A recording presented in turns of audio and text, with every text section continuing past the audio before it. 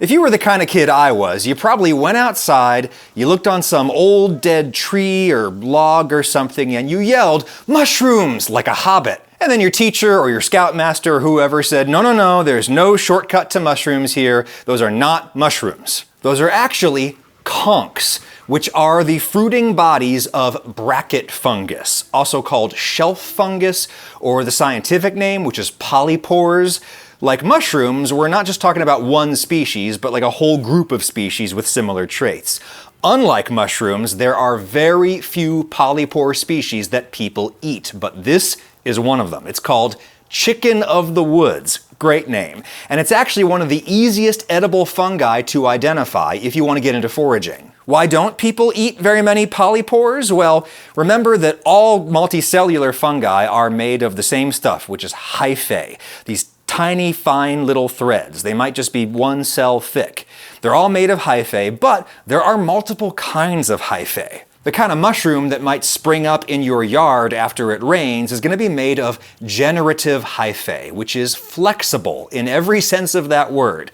All the different parts of this organism are made of the same kind of hyphae, and generative hyphae have thin, delicate walls, so they are bendy and soft. Easy to chew, though I have no idea what species this is and I'm not going to risk it. In contrast, here is the conch that's growing up from a polypore fungus that is slowly eating and killing my poor old oak tree here. Unlike a mushroom, it has evolved other specialized types of hyphae. It has generative hyphae, but it also has skeletal hyphae and/or binding hyphae, which are exactly what they sound like. Thick-walled, tough structural biomaterials. This is why I'm working so hard to cut this thing off at the stem. And look at the cut stem, so woody.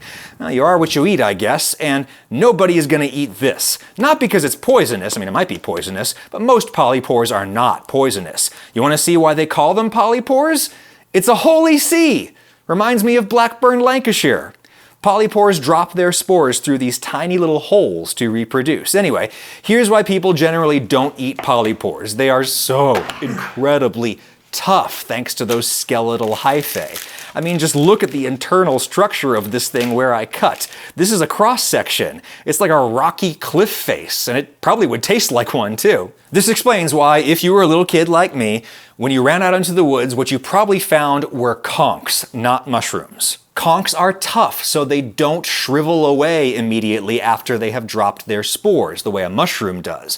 They hang around for years, so they add up in the forest, and you see them everywhere. Some conchs get brewed into a tea or smashed into a powder for traditional medicine. There's one that's called the beefsteak fungus. Apparently it's chewable if you get it like really young and tender, but it tastes kind of sour and you might still have to boil it for some time. Here's the popular one, chicken of the woods, also known as sulfur shelf. Sulfur because it's yellow, and shelf because, well, look at it from the side. What makes sulfur shelf so special among polypores is that it has no skeletal hyphae, so it is tender and delicious. Lauren was awfully game to go foraging with me, considering that she hates mushrooms. She deserves an at-home spa treatment, courtesy of Foreo, sponsor of this video. My wife is a skincare maven, and she loves her UFO2 by Foreo Sweden, a supercharged mask treatment. You choose a mask and get your dream skin, and a dreamy experience in only 2 minutes. The instant warming and T-sonic pulsations help infuse the mask deep into the skin, and it's relaxing as all get out. Advanced temperature control with the app means that UFO2 can now work with most sheet masks. You've got the full spectrum LED light therapy to diminish signs of aging and visibly revitalize skin. Healthy, bright, hydrated, how she's always looked, and long may she reign. She says this makes her skin bouncy. Experience the world's first professional spa that syncs with your phone and fits in your hand. The first 100 of you to use my link in the description can get 21% off UFO2. Get it for yourself or your special person. 21% off with my link in the description. Thank you, Foreo. Anyway, let's talk about how you find chicken of the woods. I've literally never seen it sold in a store. But if you live in a temperate zone, you might be able to find one in a deep, dark, wet, deciduous forest, growing on a living or dead tree, often an oak, often a ways up from the ground, and your best bet is probably autumn or maybe late summer. There are other fungi that look like this from above, so you want to look underneath. If there's gills underneath, you've got mushrooms, not polypores. Doesn't matter if they're orange or whatever, if they drop their spores from gills instead of a nearly microscopic sea of holes, then these are not the shrooms you're looking for.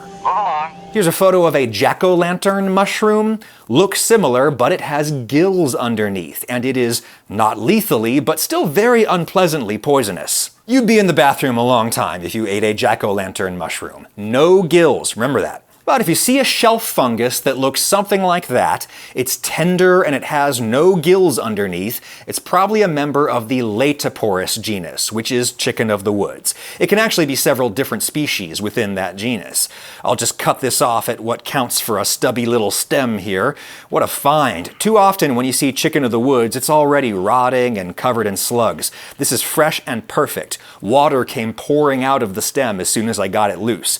No gills underneath. Into a paper bag with you. Paper bags retain some moisture, but not too much moisture. Again, if it looks basically like that, and it has no gills, and it's soft enough to chew, then it's almost certainly a member of the right genus, and there's really nothing that's terribly dangerous that also ticks all of those same boxes. Here's hen of the woods, which the Japanese call maitake. They are from a different genus, and they look really different, but it's still an edible shelf fungus if you confuse it for that.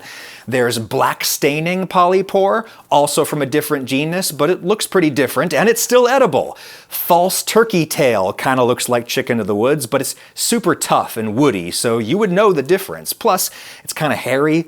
Giant polypore has that look a little bit, but you would touch it and you would feel how woody it is and you would know, unless it was very young and tender, in which case it's also edible, so fine. True mushrooms with a stem and a cap can be a little bit trickier, and when people are trying to forage for something that might look like a death cap or something really scary, one of the ways that they can be extra careful and safe is to get a spore print to positively ID the mushroom. Put down some solid colored surface, place the fungus with its pores or gills facing down, put just a couple little drops of water on top to create a humid environment when you cover this with a bowl and let sit.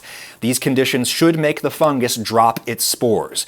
The next day, look underneath and just barely you can see white spores. That's the correct spore color we're looking for with chicken of the woods. However, chicken of the woods do tend to drop their spores right after you harvest them, and so you might not be able to get a spore print. I barely got any spores at all, you saw. But again, if there's no gills and it looks and feels basically like this, it's gonna be chicken of the woods or one of its edible cousins. I have washed this as best I can. I'll start by pulling off the individual shelves, which I can do fairly easily, and that's a good sign that I have the right thing. The flesh inside is white and it's not staining or bruising black, which is another good sign that I've got the right species. Down toward the stump, I can feel it gets a little woody, so I'm just pulling away the tender parts and breaking them down into bite-sized pieces. You can cut them or you can tear them, kind of like pulling apart meat fibers. This does have an unusually meaty texture when cooked, because while it does not have skeletal hyphae, it does have binding hyphae, which most gilled mushrooms do not have. Binding hyphae branch out and form a structural mesh that holds the tissue together.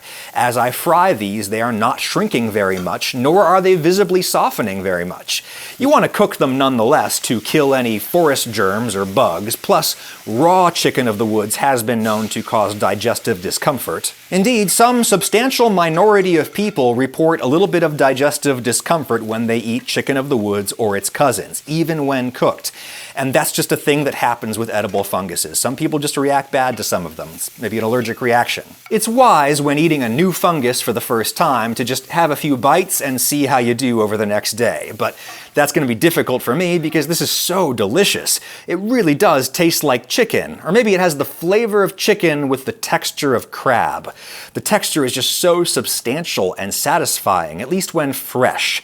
This one has been in the paper bag in the fridge for almost a week. It still looks good and it smells good, but when I cooked it, it was starting to get that crumbly, mealy texture that chicken of the wood gets as it ages.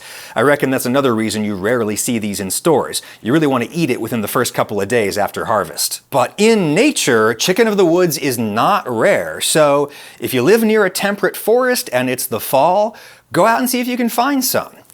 You know, for someone like me and in my position, it's a little scary to promote foraging on the internet. The stakes are really high. There are mushrooms out there that will kill you dead, and lots of species change so much in their appearance over their life cycle that you really need special training to identify them. There is no shortcut to mushrooms. The safe thing for me to say, both morally and legally, is don't ever forage without an experienced guide. Just don't do it.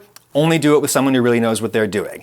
That's good advice. I've said that before. But on the other hand, you have to be careful about not fear-mongering and kind of building in people that learned helplessness that we sort of all have in a developed economy where everybody's so specialized and we don't really know how to do other people's jobs. We gotta remember that not everything has to be left to a specialist. You can walk outside your door and find your own food, the way that most of your ancestors did. Forage at your own risk, of course, but there's a reason experienced foragers generally consider edible shelf fungus to be a great beginner shroom, a gateway shroom, because if it looks like this and it doesn't have gills, it's very unlikely to be anything super toxic. With my limited mycology knowledge, I felt comfortable foraging and eating that chicken of the woods.